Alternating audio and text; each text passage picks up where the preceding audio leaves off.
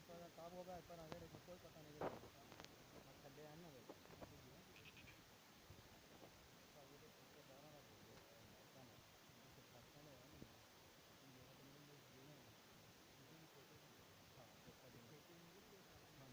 और इस पट्ठे नहीं खोते थले तो उन्हें बहुत उड़ी पई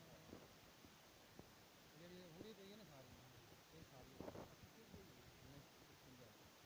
पट्ठे पट्ठे जी उड़ी उड़ी पई है तो मक्की वाली उड़ी पई है ना अगे आ भी कोला पल्ले लगी थोड़ी मक्की अगे भी कोला गर्मी का सोच गई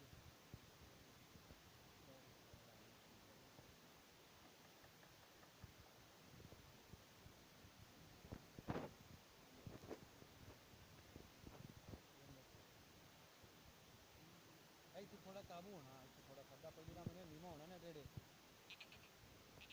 ਪਰ ਹਾਂ ਅਸਲ ਪੁੱਤਰ ਗਾਲ ਲੈਂਦੇ ਭਾਵੇਂ ਕਿਸੇ ਨੂੰ ਦੋਸਤ ਵੀ ਲਾ ਜਾਏ ਮੈਂ ਗਾਲ ਮੂੰਹ ਤੇ ਕਰਦਾ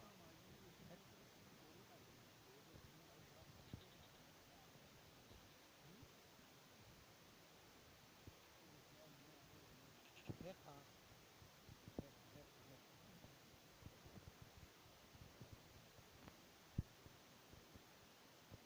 ਪਰ ਬਾਲਾ ਉੱਪਰ ਪਾਣੀ ਤੇ ਬਈ ਖੜਾ ਚਲਿਆ ਜਾਂਦਾ ਨਾ ਨਾ ਤੈਨੂੰ ਕੋਈ ਨਹੀਂ ਜਾਣ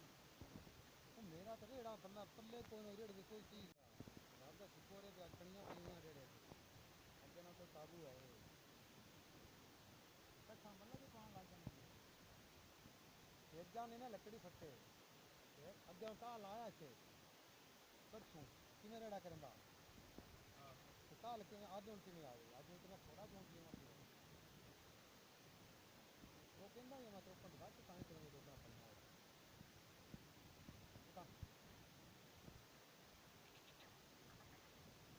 ਪਰਾਂ ਪਰਾਂ ਹੱਥੋਤੇ ਤੇ ਫਾਲਾ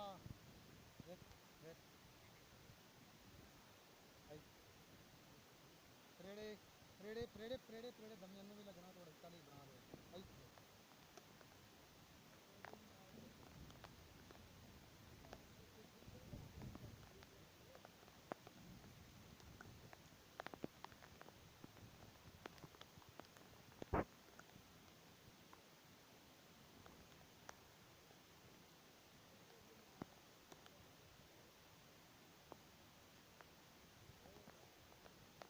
रेड़ा में